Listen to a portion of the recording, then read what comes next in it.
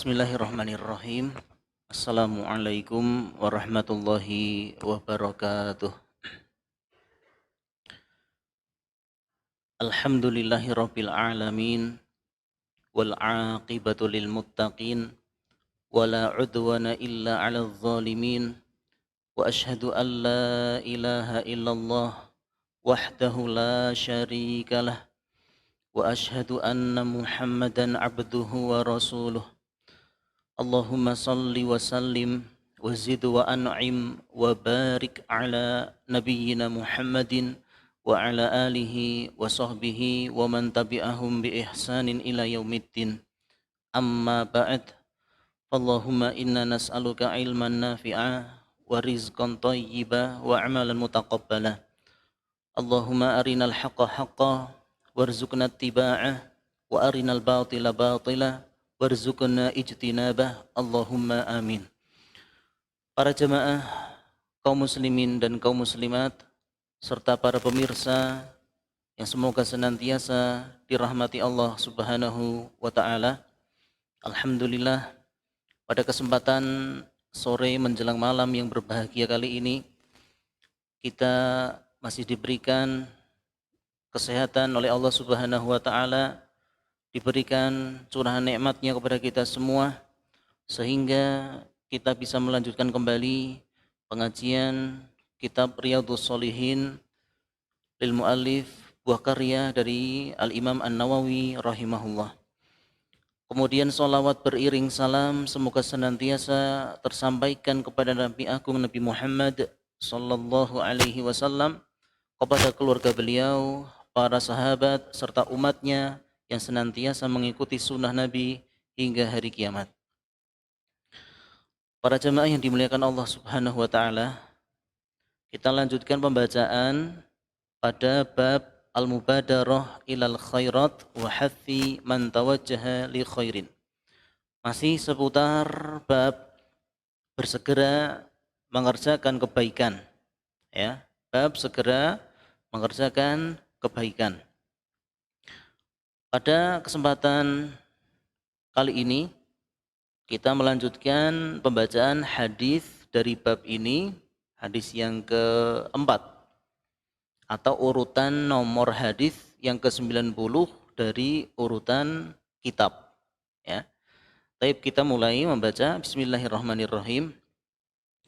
Qala al-Imam An-Nawawi rahimahullahu taala.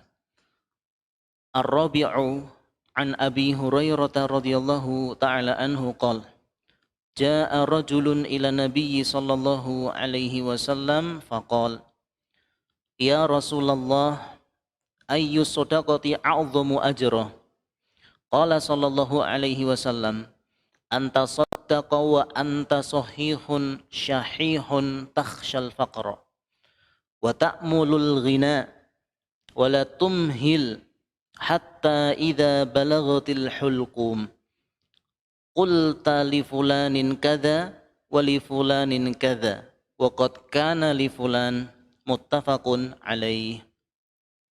Al-Imam An-Nawawi rahimahullah, beliau meriwayatkan hadis secara mursal dari sahabat Abu Hurairah radhiyallahu anhu.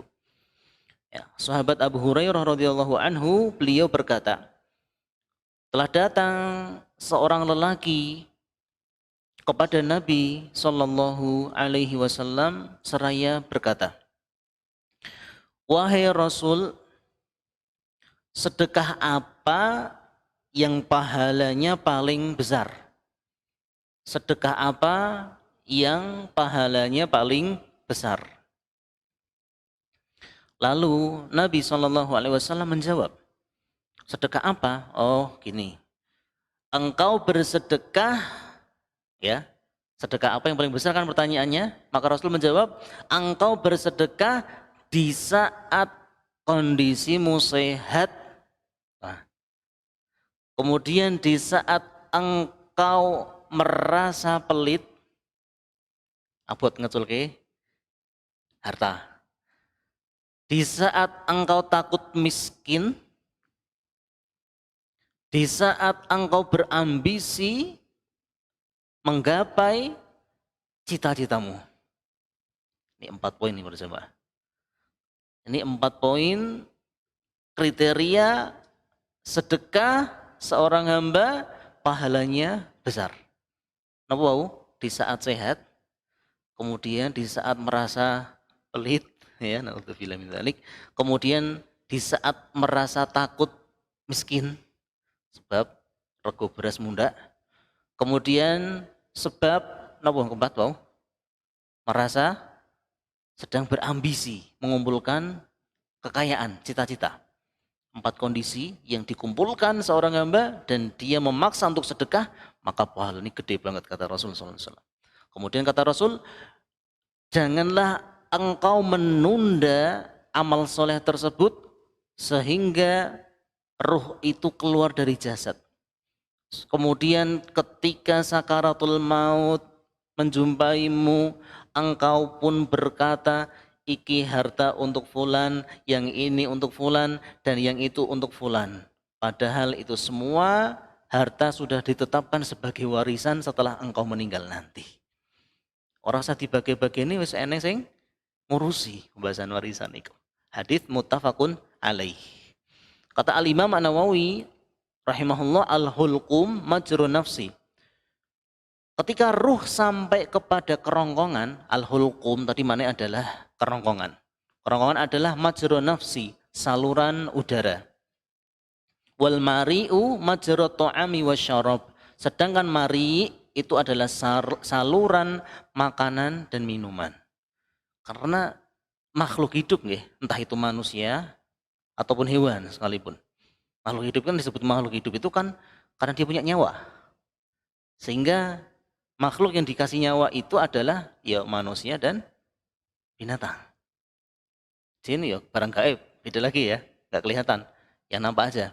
Nah, maka semua makhluk hidup yang memiliki nyawa mesti ada saluran itu tadi, saluran udara, pernafasan, kemudian saluran pencernaan, maksudnya makanan, dari minuman dan makan.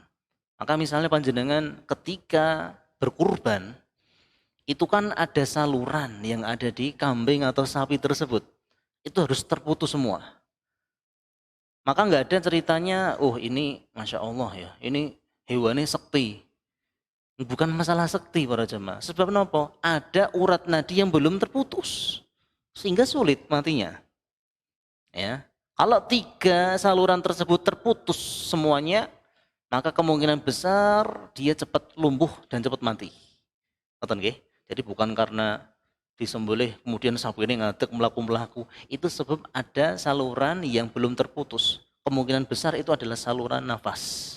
Nek saluran nafas belum terputus, kemudian saluran pencernaan, makanan maupun minuman sudah terputus, nek niki dereng terputus, isi-iso nafas.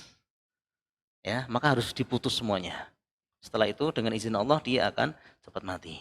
Nah, para jamaah yang dimuliakan Allah Subhanahu wa taala, kita akan membacakan penjelasan dari hadis yang mulia ini yang akan disampaikan oleh Syekh Muhammad bin Shalih Al-Utsaimin rahimahullah. Beliau berkata rahimahullah, hadzal haditsu, di dalam hadis yang mulia ini, saqahul muallifu rahimahullah fi babil mubadarati ila fi'lil khairat wa adami taraddudi fi fi'liha idza aqbala 'alaiha. Hadis yang mulia ini ya dibawakan oleh Imam Nawawi, ya dinukilkan oleh Imam Nawawi pada pembahasan bab bersegera mengerjakan amal kebaikan dan tidak menundanya. Ya, amal soleh itu harus segera dieksekusi. Karena amal soleh kalau nggak segera dieksekusi, biasanya gagal. Sering gagal. Ya, contohnya apa? Misalnya di antara kita misalnya nih, nanti setelah sholat isya selesai, niatannya sampai rumah pengen sholat witir. Walaupun tunggal rakaat kan ngoten nggih. Ternyata sampai rumah ketemu anak, ketemu istri, ngobrol sedih 5 menit kas. 5 menit kas ya. Jebulannya dinteni sak jam yurung sholat. Akhirnya orang situ sholat. Ya, maka bagi siapapun kita yang lemah ya, dalam tanda petik itu lemah himmahnya, kita masih kalah dengan hawa nafsu. Sehingga masih banyak kesempatan amal soleh itu berlalu di hadapan kita. Nah, na'udzubillah min dzalik, maka kalau kita termasuk orang yang tipenya kayak gitu, ketika ada kesempatan langsung sholat. Terus rasa babi bu ning omah. Ya rasa caci itu rasa babi bu. Langsung sholat dhisik ngobrolnya keri. Setelah itu selesai baru ngobrol kali anak kali istri. Ngoten nggih? Baik. Fa inna hadzal rajula, kata Syekh Muhammad bin Shalih Al-Utsaimin, fa inna hadzal rajula sa'alan Nabiyya sallallahu alaihi wasallam ayyu shadaqati afdal. Nah, tadi di dalam hadis ya, ada lelaki yang bertanya kepada Nabi sallallahu alaihi wasallam tentang sedekah mana yang paling besar pahalanya. Wa huwa la yuridu ayya shadaqati afdalu fi nau'iha wala fi kamiyatiha. Kata Syekh Hafidz rahimahullah, penanya tersebut menghendaki bukanlah maksud dari jenis sedekahnya, bukan pula dari banyaknya barang yang disedekahkan. Wa innama yuridu ma huwal waqtul ladzi takunu fihi shadaqatu afdala min ghairiha. Akan tetapi yang ditanyakan oleh si penanya lelaki tadi itu, yang ditanyakan hanyalah waktu, momen. Kapan toh wahai Rasul, kula niku sedekah momene pas nopo supados kula niku angsal pahala sing gede banget, ngoten sing digoleki. Ya bukan ditanyakan harus berapa kilo toh, beratannya berapa banyak toh, enggak. Tapi waktu, momentum sing menjadikan saya memiliki pahala besar untuk bersedekah itu ketika apa? Ngoten. Faqala lahu, Kanjeng Rasul sallallahu alaihi wasallam ngendika, anta shaddaqa wa anta sahihun syahihun. Engkau bersedekah di saat engkau sehat, di saat rasa pelit itu menguasai dirimu. Ngoten. Yakni sahihal badan syahihun nafs. Maksudnya di saat sehat, di saat kondisi sehat dan di saat nafsu itu menguasai akal kita. Li'annal insana idza kana sahihan kana syahihan bil mal. Kata Syekh Muhammad bin Shalih Al-Utsaimin, sesungguhnya seseorang itu apabila ketika dia sedang sehat, maka kemungkinan besar potensi pelit itu besar. Potensi pelit sangatlah besar di saat sehat. Li'annahu ya'mulul baqa'a. Karena apa? Karena dia punya ambisi. Ambisi ini nopo? Pengen urip dawa ning donya. Sehingga rasa bakhil, pelit itu menguasai dirinya. Wa yakhshal faqra, dan dia pun takut miskin. Amma idza kana maridon, sedangkan seseorang yang ia sakit, kondisi ini lebih gerah. Ya sakit di sini mungkin sakit sing rodok berat. Fa inna dunya tarkhasu indahu la tusawi syai'an. Ketika kondisi seorang manusia itu sakit yang agak berat, maka dia akan menilai dunia itu murah harganya. Ya. Kenapa? Karena dia yakin betul orang yang sakit itu dia sadar, wah ternyata hidupku di dunia tidak lama lagi. Ya, ada indikator. Orang mau berpisah dari dunia itu ada alamat, ada tanda-tanda. Dia sudah mulai merasa menilai dunia itu secara objektif. Wong gerah niku, gerah sing rodok berat nggih. Sakit yang berat, bukan sakit yang sing iso digawe aktivitas. Misalnya naudzubillah min dzalik, dia kena penyakit yang rodok besar lah, berat lah. Misalnya kanker ya naudzubillah min dzalik. Maka dia akan pesimis menghadapi hidup di dunia itu. Dan dia akan menilai dunia dengan objektif, dengan jujur. Alah dunia ki apa, paling barik ya wis rampung urusanku kan ngoten. Jadi objektif. Coba kalau dia sehat. Wah, esok arep dolan, arep renang, arep tuku duren, arep tuku opo lan liya-liyane. Planningnya akeh nak sehat. Lah nak gerah nang apotek. Bar kuwi golek bubur lek balik ning omah. Wis angen-angene kematian saja. Nauzubillahi min dzalik. Para jamaah yang dimuliakan Allah Subhanahu wa taala, itulah fitrah manusia. Itulah fitrah manusia. Maka kita melawan hawa nafsu tadi. Di saat kondisi sehat, di saat rasa bakhil itu menguasai diri kita, maka kita paksa untuk bersedekah. Karena di saat kondisi sulit seperti ini, pahala akan dilipat gandakan. Ya, ini Masya Allah. Kemudian di dalam hadis yang mulia ini terdapat beberapa faedah. Disebutkan di sini ada 3 pelajaran yang bisa kita ambil. Para jemaah yang dimuliakan Allah Subhanahu wa taala, faedah yang pertama, yang membawa buku catatan bisa nulis nggih. Yang membawa buku catatan atau pakai handphonenya ya, pakai gadgetnya dan lain-lain, silakan bisa mengetik. Pelajaran yang bisa kita ambil dari hadis yang mulia ini, dalilun ala annal insana yanbaghi lahu an yubadira bis shadaqati qabla an ya'tiyahul mautu. Di dalam hadis yang mulia ini terdapat pelajaran bahwasanya seseorang itu ya sudah sepantasnya bagi dirinya untuk bersegera bersedekah. Untuk bersegera melakukan sedekah sebelum kematian itu datang. Sebelum kematian datang.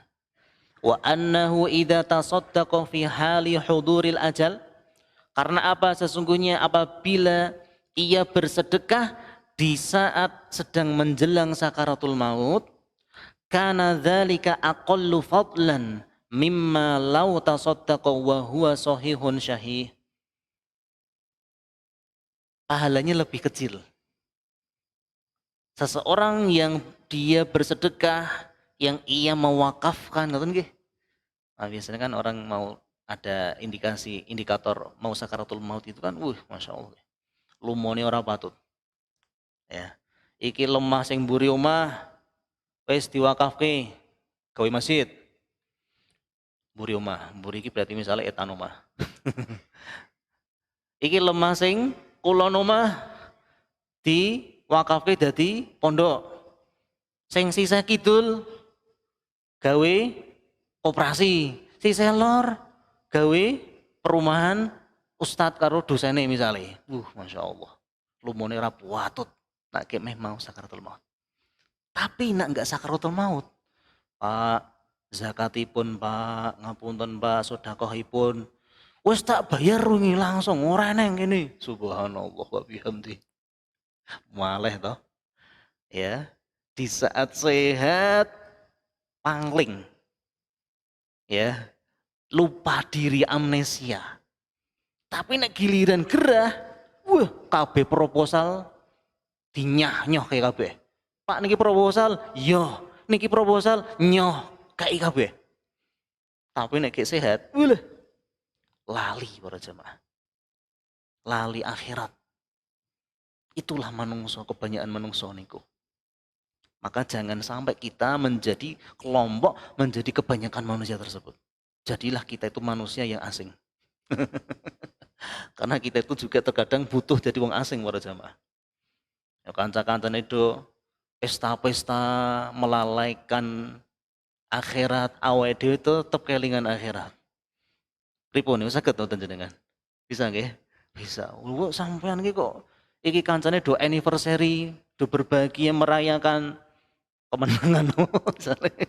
Oh sampean kok sedih dhewe. Maksudnya ini bukan beda kuwi lho, tapi satu tim misalnya kok beda dhewe misalnya. Iya, karena saya mengingat akhir, Pak. Masyaallah. Ya, luar biasa. Baik, kemudian faedah berikutnya yang kedua, wa fi hadza dalilun ala annal insana idza takallama fi siyaqil maut fa innahu yu'tabaru kalamuhu. Di dalam hadis yang mulia ini juga memberikan pelajaran kepada kita, pelajaran yang kedua, yaitu bahwasanya seseorang apabila ia berbicara, berkomunikasi di saat kondisi menjelang sakaratul maut, maka ucapannya itu dipertimbangkan. Maka ucapannya itu bisa dipertimbangkan. Maksudnya ki, iya, ucapan sing bisa dipertanggungjawabkan. Itu ya. Idza lam yadhal, kecuali apabila dia ngomong wis ngelantur. Ya. Nek misalnya niki, enten keluarga terdekat sedang sakit keras, mau menjelang sakaratul maut. Tapi dijak komunikasi ijek nyantol. Ngobrol ya ijek jelas. Maka kondisi ketika dia ngobrol saat jelas seperti ini, maka kalau dia berbicara apa ini itu, maka itu bisa terjadi. Misalnya, Le, karena sampeyan sebab sampeyan kue loyal karo aku, saka cilik urip karo aku, ndek wong tua kan ngoten dhisik. Ki lemah nimburi omah kae gawe sampeyan saya separuh. Misalnya itu. Ini kan jadi apa namanya? Wasiat. Ya, wasiat. Maka ketika orang yang mau meninggal dunia tadi memberi wasiat kepada orang yang dia kehendaki dan ucapannya itu komunikasinya baik, tidak ngelantur, ngoten nggih, tidak linglung, maka itu terjadi. Jadi wasiat. Ngoten nggih. Tapi nek ngomongnya setengah sadar, ya, misalnya koyok wong sing berkhayal ngoten nggih, tiba-tiba oh sampean le kayak mobil Fortuner GPN sampean. Apa Pak? Ora apa-apa lu gitu. Maka ucapan orang yang linglung seperti ini tidak dianggap ucapannya. Sakit dipahami nggih? Maka jenengan mboten pareng nuntut keling keluarga nih. Pak, wingi bayi sampean niku aja maringi Fortuner kula kok jere. Ucapannya seperti itu linglung. Ora sadar, maka mboten sah ucapannya dicekeli. Mboten saged dipertanggungjawabkan. Maka ndak boleh jenengan nuntut. Kecuali nek jenengan kon ngulangi melih, pripun Pak, mau pripun? Niku. Lah, dhek ngobrolnya jelas komunikasi nih. Fortuner sing mburi omah kuwi gawe sampean. Oh, ngoten nggih. Leres niki. Damel kula. Nggih, konfirmasi ulang lagi. Berarti itu wasiat damel panjenengan. Tapi nak kondisi ini kayak linglung, kayak separuh tengah sadar, maka jenengan boten pareng nuntut setelah kejadian itu selesai. Fa in udhila hatta sara la yash'uru bima yaqul fa innahu la ibrata bi kalamihi. Maka apabila ucapannya itu linglung, enggak sadar atau setengah sadar, ngoten nggih? Ketika berbicara, maka ucapannya tidak boleh kita tuntut. Nah, kemudian pelajaran berikutnya yang terakhir, yang ketiga, wa fihi dalilun ala anna ruha takhruju min asfalil badani tas'adu hatta tasila ila a'lal badan. Pelajaran yang ketiga, bahwasanya di dalam hadis yang mulia ini menjelaskan kepada kita semua bahwasanya ruh, arwah. Arwah niku bentuk jamak plural. Bentuk mufrad tunggalipun inggih menika ruh. Nyawa. Sesungguhnya nyawa manusia kita semua itu keluarnya itu dimulai dari bawah. Bawah ki berarti pundi? Kaki saking samparan. Kemudian dia terus dicabut bergerak naik ke atas terus naik ke atas sampai finishnya kepala. Jadi pelepasan ruh nyawa manusia dari jasad atau tubuh manusia itu dimulai dari kaki. Terus naik baru kepala itu yang terakhir. Dari ini kita tahu para jamaah. Nah, misalnya panjenengan pernah apa ya? Menemani orang yang sedang sakaratul maut. Mriki jamaah riyen pernah sing jumpai orang yang sedang sakaratul maut? Pernah, Masya Allah. Pripun rasane? Luar biasa nih. Kacau hati nih. Hati itu tak karuan. Masya Allah. Lah piye? Sebab kita benar-benar disuguhkan dengan fenomena yang realita yang sulit untuk didustakan. Bahwa awake dhewe esuk yo bakal kayak ngono. Wajar orang doyan mangan. Ya. Itu testimoni kebanyakan orang yang menungguin saudaranya yang sedang sakaratul maut, coba sehari dua hari. Radian mangan. Kelingane apa? Kematian. Nek misalnya awake dhewe kula lan panjenengan sami setiap harinya kelingan kematian, ora bakalan awake dhewe doyan ngombe niku. Ndak bakalan doyan kita niku para jamaah. Ya, ya kala-kalane. Kala-kalane awake dhewe niku bener-bener banget eling akhirat. Ya kala-kalane awake dhewe butuh dahar, butuh ngunjuk ya ngunjuk. Ya. Jadi tidak semuanya kita tinggalkan perkara dunia. Loh nanti kalau semua dunia kita tinggalkan, awake dhewe mangane pripun? Kalau nggak bisa makan, nanti gimana kita bisa ibadah dengan baik? Maka prinsip wong mukmin meniku ning donya meniku hidup untuk ibadah. Hidup di dunia untuk ibadah. Sedangkan makan minum kuwi wasilahe. Iku saranane, ojo gawe tujuan. Duit oleh. Ndak ada orang itu tercela sebab kaya itu mboten enten. Ndak ada ceritanya manusia itu tercela sebab dia kaya itu ndak ada. Karena harta itu hukum asalnya mubah. Tapi bari niku digawe apa? Lah niku tempriku dihisab mangke teng akhirat. Nak hartane digunakake tumindak sing apik, ya maka untuk pahala. Tapi nek hartane ge perbuatan maksiat, ya wis entuk dosa. Oke, jadi kita hidup di dunia itu miskin ataukah itu enggak ada celahnya para jamaah. Ya. Baik.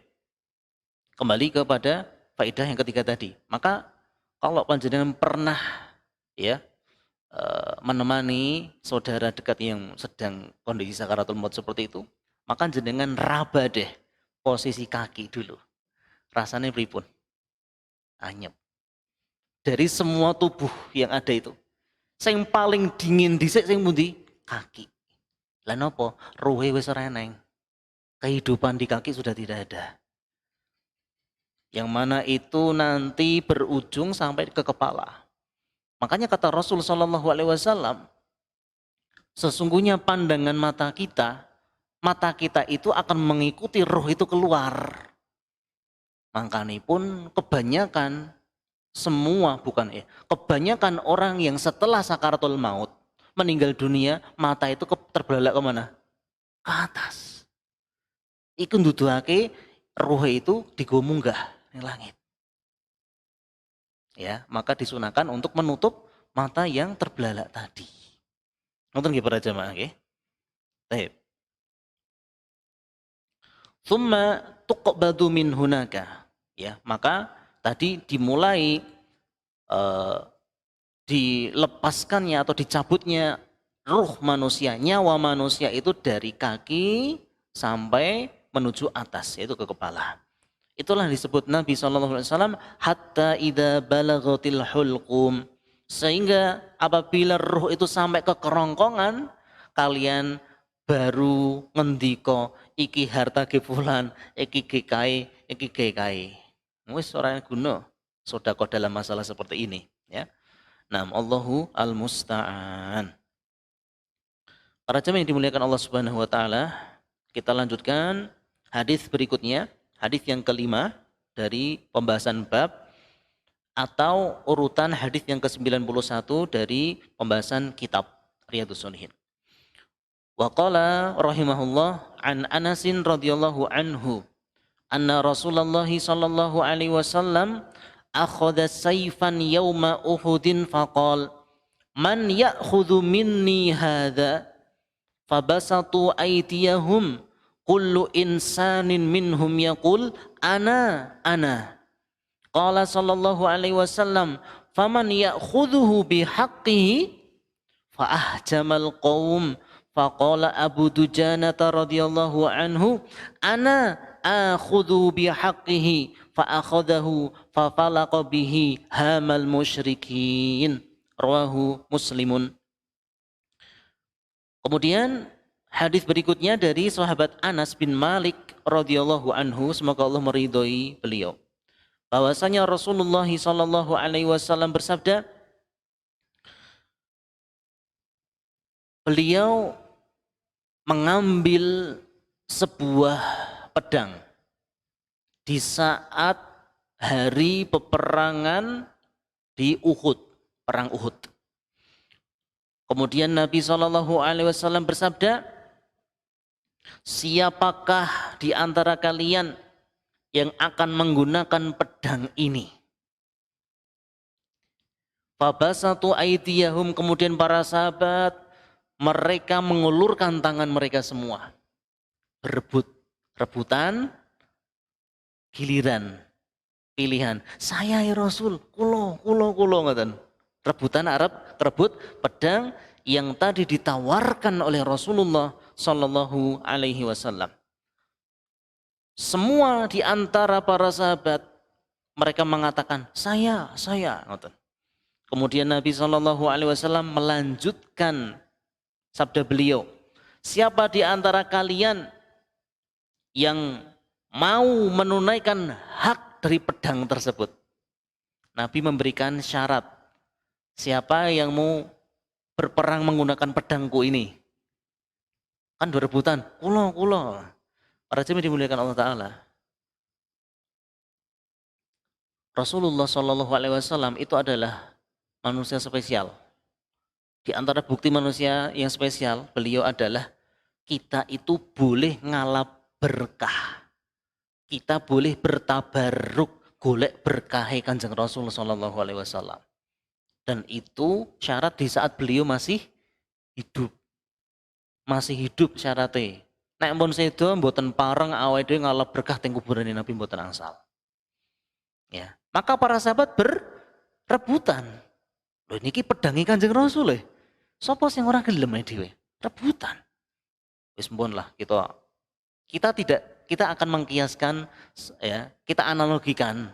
Tapi ingat nggih, kula tidak sedang mengkiaskan Rasulullah Shallallahu Alaihi Wasallam dengan manusia biasa. Misalnya. Dan kita juga tidak sedang mengkiaskan orang itu punya keberkahan, bukan.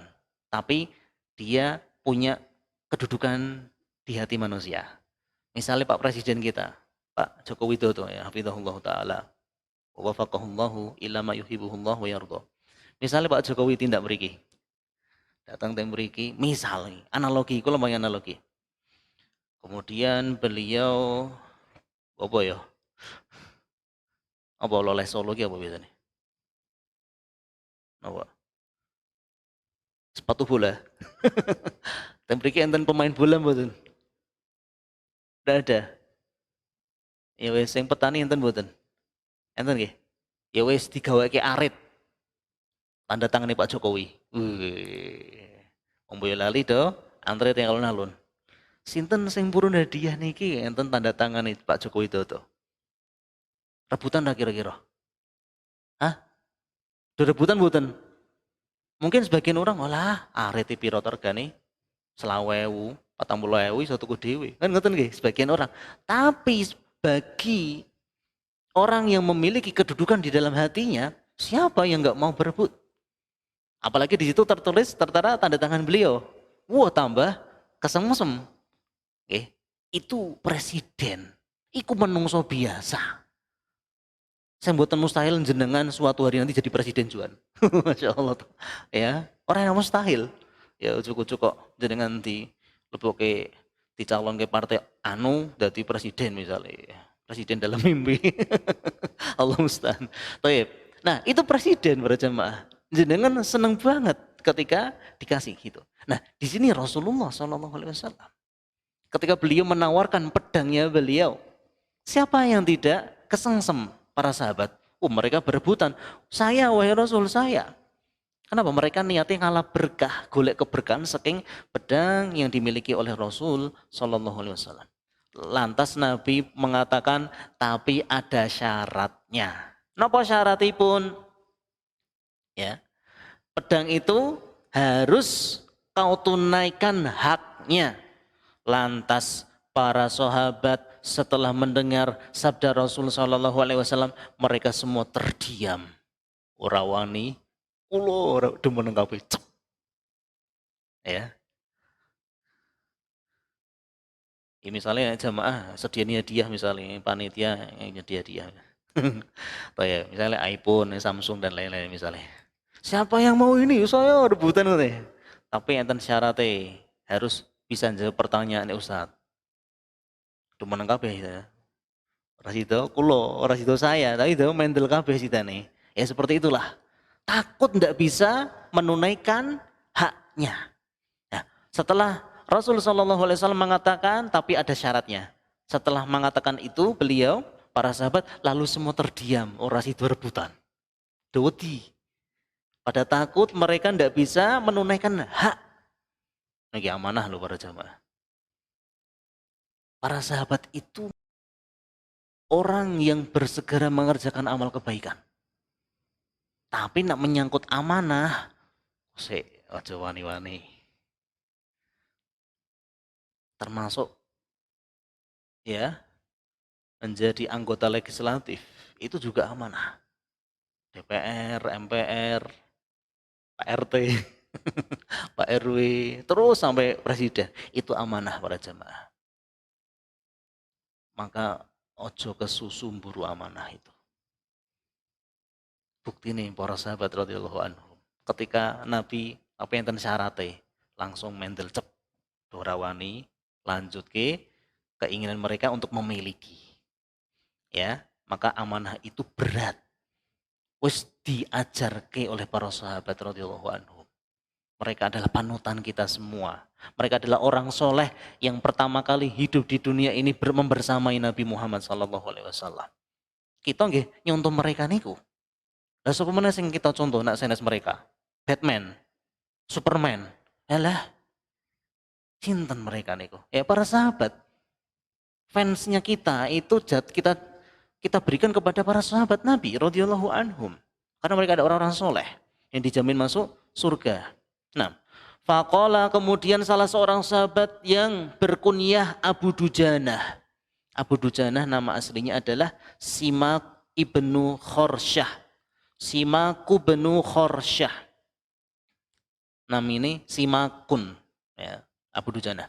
Maka Abu Dujanah dia berdiri seraya mengatakan, saya wahai Rasul, saya yang akan mengambil pedang itu. Dan saya pula yang akan menunaikan hak pedang itu. Lantas Nabi SAW mengatakan, nopo niku, engkau berperang melawan kaum musyrikin menggunakan pedang ini sampai patah.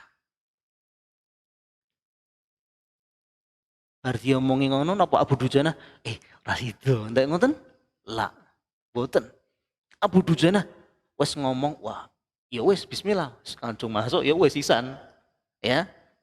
Karena beliau sudah pertimbangkan nopo resikone nopo, ya. Sekarang para jemaah dimuliakan Allah taala. Kita berperang sampai menggunakan pedang itu sampai patah. Itu kan berarti kudu nyabeti tenanan. Nyabeti pedang kudu tenanan. Nak pedangnya ngomong tok ya ora mungkin patah. Ya. Maka kata Anas bin Malik radhiyallahu anhu engkang meriwayatkan hadis kisah tersebut, fa'akhodahu, kemudian Abu Dujanah mengambil pedang yang tadi diberikan oleh Rasul sallallahu alaihi wasallam, kemudian dia pun merangsek maju ke pasukan barisan kaum musyrikin, ngosak ngasik basa Jawa nih, menghancurkan pasukan, ya, bentengnya pasukan musyrikin sampai patah pedangnya. Dan akhirnya Abu Dujanah pun juga ikut syahid, meninggal dunia, ikut terbunuh di saat itu. Hadis riwayat Imam Muslim.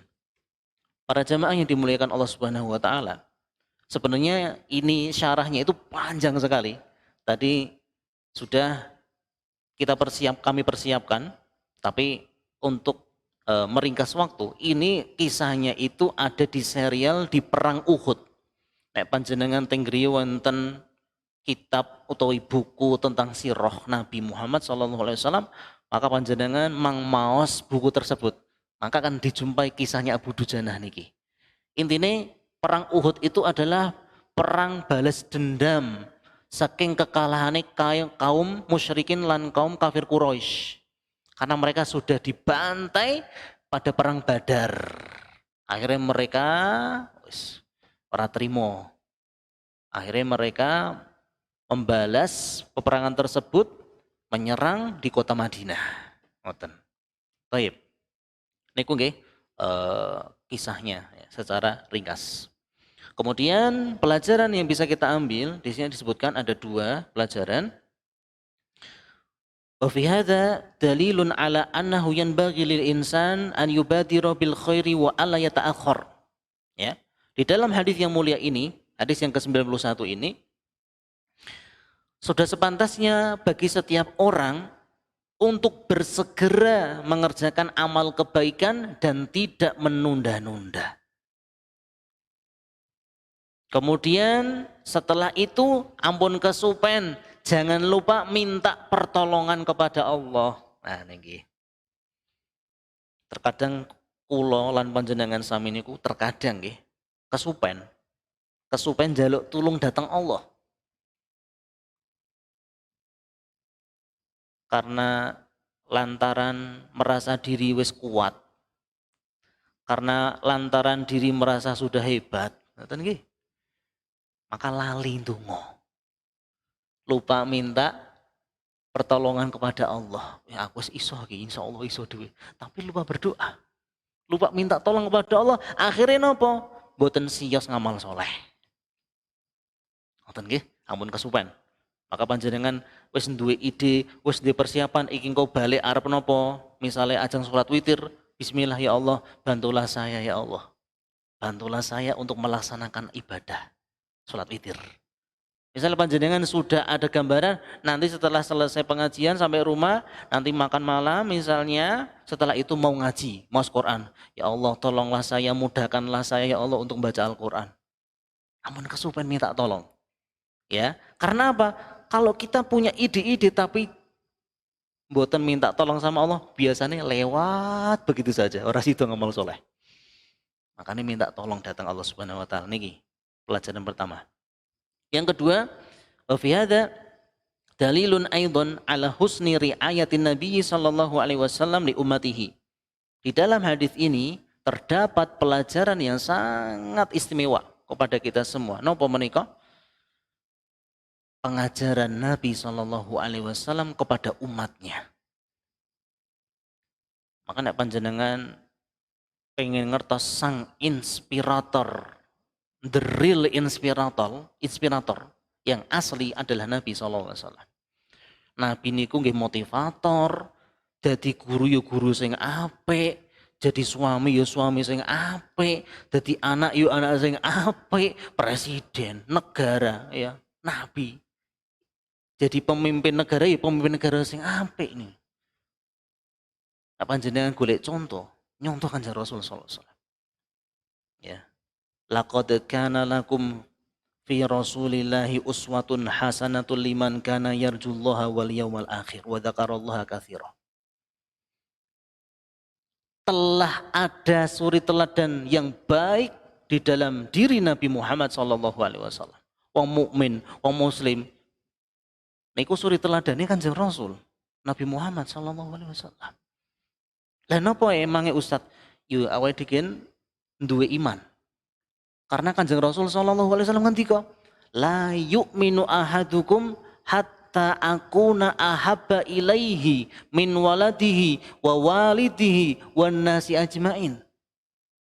Tidak beriman kalian semua, kata Rasul, sampai saya lebih dicintai oleh kalian daripada kalian mencintai anakmu, daripada kalian mencintai orang tuamu dan mencintai manusia secara umum. Jadi cinta kita kepada Nabi itu sing prioritas, sing nomor siji para jamaah.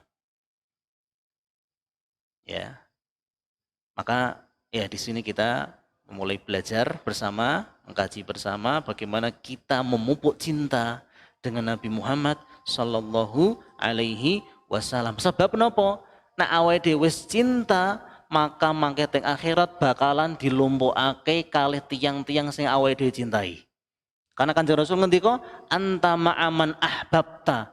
Engkau akan dikumpulkan bersama orang yang kau cintai. Nak cintane dhewe datang kanjeng Rasul, ya insya Allah kita bakalan dikumpulkan dengan Rasulullah Sallallahu Alaihi Wasallam. Nah, baik, demikian para jemaah yang bisa disampaikan. Semoga yang sedikit ini bermanfaat buat kita semuanya. Cekap nggih. Walhamdulillahirabbil alamin. Jazakumullahu khairan katsira. Mengingatkan sekarang tanggal 2 sekarang tanggal 7 ya. Tanggal 7 bulan Sya'ban. Kurang 23 hari kita masuk Ramadan para jemaah. Ampun kesupen. Ampun kesupen, terus perbaikan diri menyambut ya bulan Ramadan tersebut. Wallahu taala a'lamu bisawab. Subhanakallahumma bihamdika asyhadu an la ilaha illa anta astaghfiruka wa atubu ilaik. Walhamdulillahirabbil alamin. Jazakumullahu khairan katsira. Wassalamualaikum warahmatullahi wabarakatuh.